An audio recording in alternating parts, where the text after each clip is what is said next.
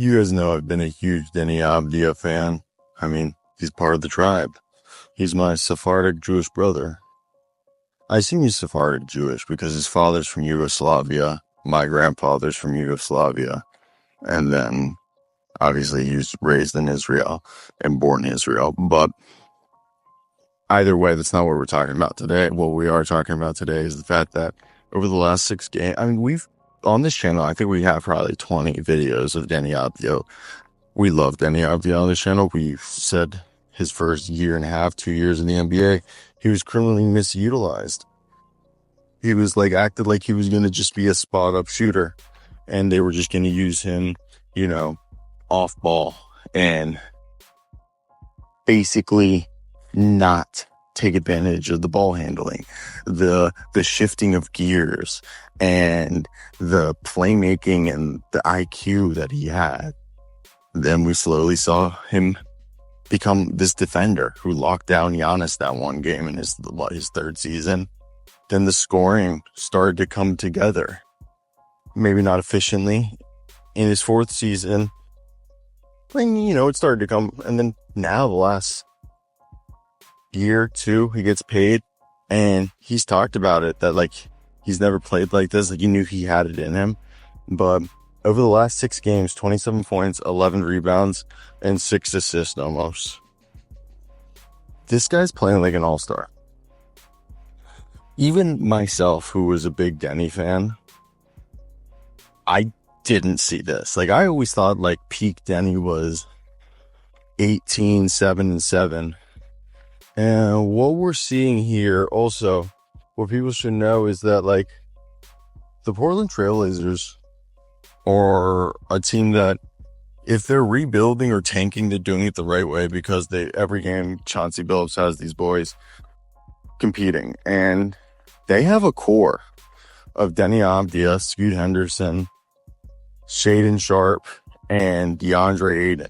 I mean, oh my God, not DeAndre, Donovan Clegan. They need to get, eventually they're going to get rid of DeAndre Ayton and Jeremy Grant in those contracts, and it's going to be looking a lot clearer. I mean, between us. Somebody told me the Zion Williamson trade might be revisited this summer. So, a team that's currently 32 and 39, 12th in the West. This would be a playoff team in the Eastern Conference, which is just wild to think about. And they've been they've had a solid stretch of games here where they beat the Nuggets, the Grizzlies. I know it was the Raptors and Wizards before that, but really just showing that this is a good squad. But let's just talk Deni. Deni's just impressed me with how his poise with the increase in playmaking. And this is a guy he's playing 40 minutes a night. Just coming out for quick breathers. 6'9", 240 pounds. He's put on 30 pounds since joining the NBA. This is now year 5. So yeah, year 4 the shooting became efficiently. Year 3, he started to show it, but it wasn't efficient. And then year 5, here we're at true shooting of 60%, putting up 4.5 threes on the season. Again, being a 16-point per game scorer, 7 rebounds, 4 assists. This is what I thought peak Deni, but at this point, I'm thinking he's only going to be able to surpass it because post All-Star break, he's averaging 7 rebounds, 67% true shooting, 46% from 3 on 5 attempts a game, 52% on 13 field goal attempts, 5 assists, almost 9 rebounds, and 21.5 points, and 21, 9, and 5. It's kind of crazy to think. The thing is he's been doing this since January.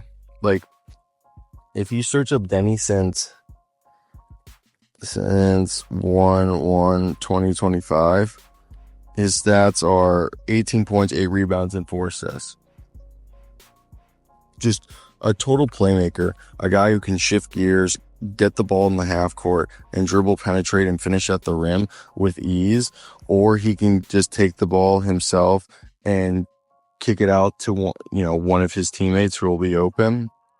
And that's the thing with Portland is that they're a team that, even though they're middle of the pack in most of their stats, they've got guys who try. All right, Anthony Simons and Shane Sharp both for buckets. I think you also see the fact that Jeremy Grant, he's having a terrible year, but like he'll still contribute and give you stuff like defensively, like, which I think is interesting. DeAndre Ayton scoring wise hasn't been great, but like he gives you rebounds and he like can help contest at the rim. Scoot Henderson's figuring it out. Tumani Kamara, can we like have a couple minutes for Tumani Kamara, who's going to be an all NBA defensive player for a while? Like their starting lineup of Donovan Clingan, Deni Avdija, Tumani Kamara, Shaden Sharp, and Scoot Henderson. If they can really get Zion Williamson, maybe you package up DeAndre Ayton, Jeremy Grant, and whatever like young asset you can use to convince the Pelicans to let you get him. I think it wouldn't be that bad.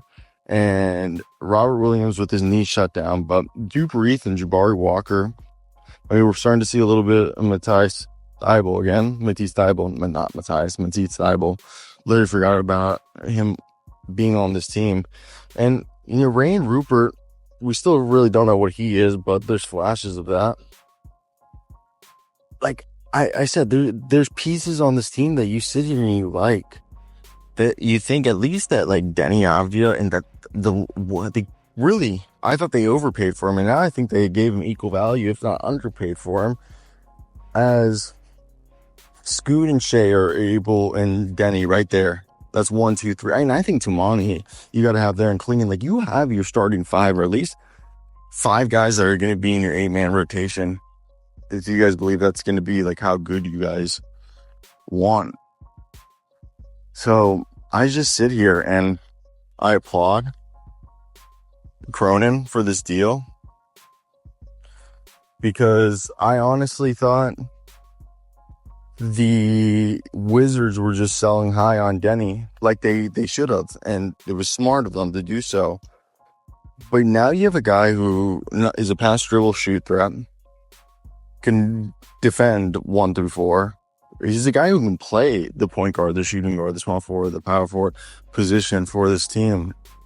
And I just think that's the type of tool that you need in the NBA to make yourself more lethal. And he's on just such a good contract that 2 things could happen here. He's a building block, like we've talked all through this video, or he is an immensely valuable trade chip.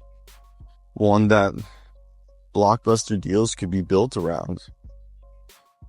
And this rebuild is turning into a retool or a quick rebuild that, like, shout out Joe Cronin.